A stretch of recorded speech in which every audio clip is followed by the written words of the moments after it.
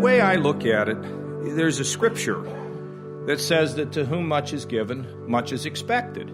And so we see in the world growing nationalism, growing isolationism, anti-immigration, and anti-trade. Now, if you put all that together, what does that stew look like? What does that mean for the world? What does it mean for stability? What does it mean for peace? What does it mean for relationships? I think I'm very worried about it. I'm very, very concerned about it. We think NATO doesn't matter? Are we kidding?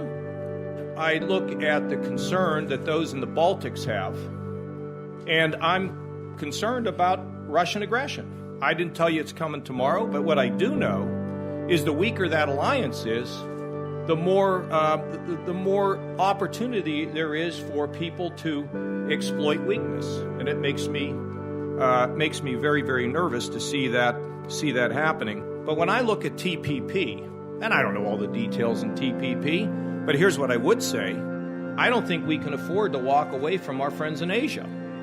I mean, trade is not just an issue of economics; it's also an issue of global security.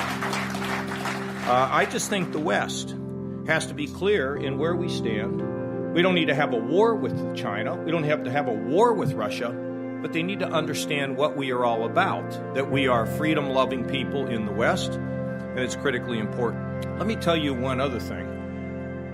As long as I'm breathing air, I'm for arming the Ukrainians that want to fight for their own freedom over in the Ukraine, okay?